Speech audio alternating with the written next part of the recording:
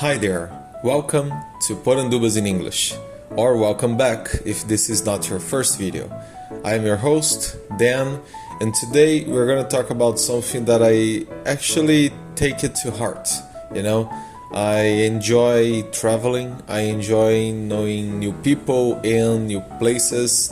I haven't always enjoyed it, but as of late, especially in the past few years, I have been making sure that this is in my routine, right? And domestic tourism is something that I find really interesting. There is no other way to put it. I search how domestic tourism works in other countries. I like to see how it works where I live today, and just a topic that interests me deeply. So today we're going to be talking about domestic tourism in Brazil, specifically in the state of São Paulo. And I'm going to be using one example and in the video, as you can see the images here. And I'll be also talking about some other examples, some other cities and some other places, some other vistas and landscapes that maybe if you live in Brazil and you've never visited, you could consider going to, or if you are a foreigner, speaking from a Brazilian perspective, you could consider coming to Brazil and seeing it for yourself one day. And then it wouldn't be domestic tourism, it would just be tourism, but nonetheless, today we're going to be talking about a city called Campos do Jordão. And this is the road to Campos do Jordão. And the road is, as you can imagine, just going up the mountain. It's a cold city in comparison to other cities here in the country, and the road that leads to the city is actually really good. Not all roads here in the state of São Paulo, in the country, Brazil, not all roads are well kept, so to speak. We have some problems there. Domestic tourism here suffers a little bit because means of transportation are fairly limited. You can basically take the train to very few places.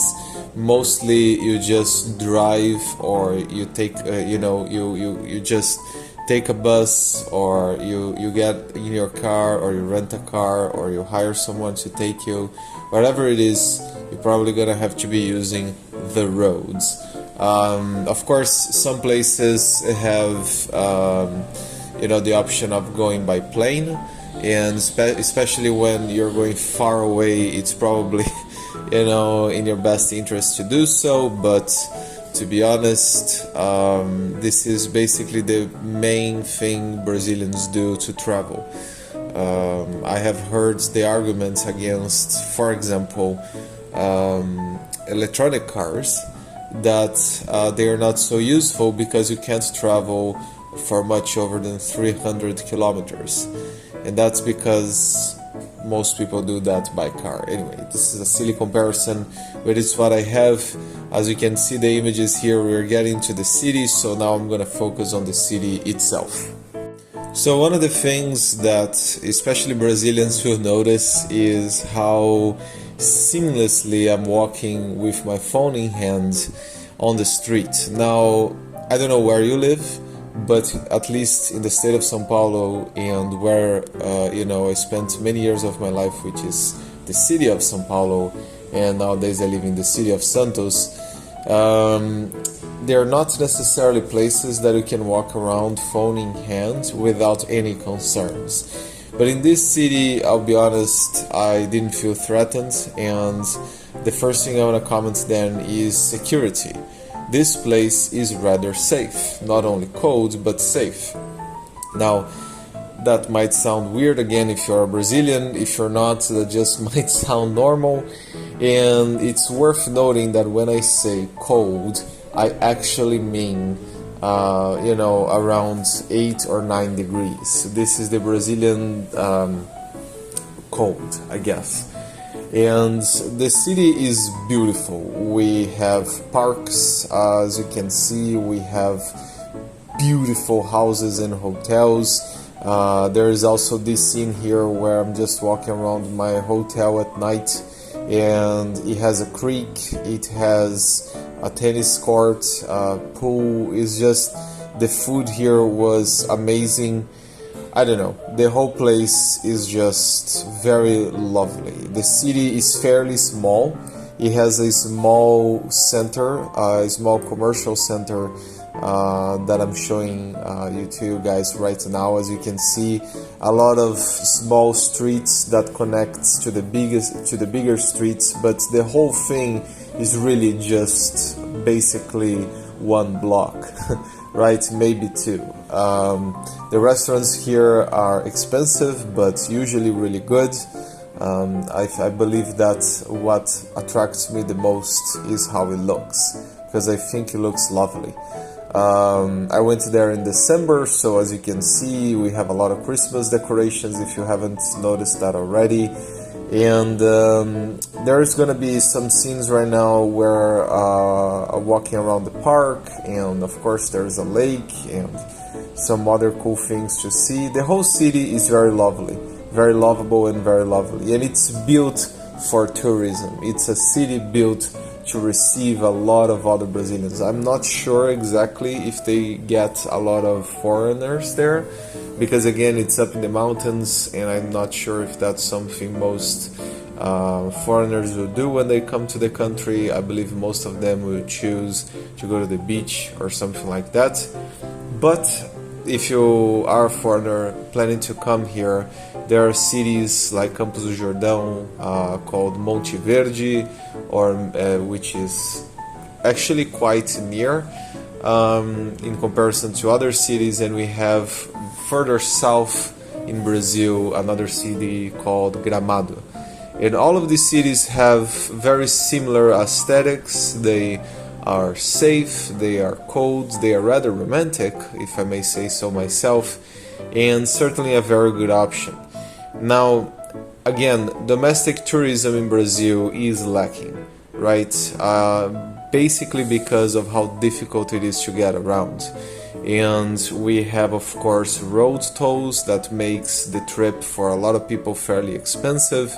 And if you need to take a plane to go somewhere, if you need to board a plane, it's gonna take longer. Of course, not longer than a car, but it's gonna take longer because some people don't live close to an airport, and then they need to travel to the airport, stay in a hotel, wait for their flight, board the flight, fly to whatever place they're going. If the final destination is in that city, great, but if it's not, then it's hitting the roads for you again. So, and I know it might sound far-fetched, but one of the cities that I mentioned is Gramado, and when I went to Gramado, that's exactly what we had to do. Leaving Santos, we needed to take a road trip from Santos to São Paulo. From São Paulo, we boarded a plane that took us to Porto Alegre, which is the capital of the state of Rio Grande do Sul. And from Porto Alegre, it's a little bit like around 3-hour road trip to the city of Gramado, which is again up in the mountains. So, you know, it's pretty much around 4 and 5 hours of road trip, maybe just 2 hours in the plane, on the plane. I'm not sure if there were, and I think on the plane it's around 2 hours, so it's not too long, but then our flight was delayed, so I remember we checked out of the hotel at noon. We had a company, you know, a touristic company that would take us from the hotel to the airport, and we waited 4 hours, so they arrived at 4 p.m. and we got to the airport at around 6 or 7. Our flight was delayed, so we waited until 9:30. Because the flight was delayed, the taxi that was gonna take us from the airport to home, you know, traveling from São Paulo to Santos, the cab driver canceled because it's gonna be too late for him. I needed to hire a new cab driver, which was fairly expensive, very unfortunately, and it also took us a lot longer. and we ended up arriving at home at 1 a.m. in the morning. So from the checkout to entering our apartments, it took us 13 hours. Now, if the means of transportation were better, I know other countries that can travel the same distance, which is from Santos to Gramado, in just a couple of hours. And that's one of the reasons why I say that the domestic tourism in Brazil is lacking.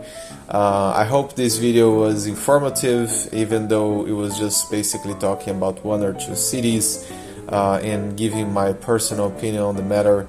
I do like to travel around Brazil. I hope none of you got me wrong there. I enjoy it a lot. I visited over 20 cities last year, and I intend to visit even more this year if possible. So that's it. Hope to see you guys in the next video.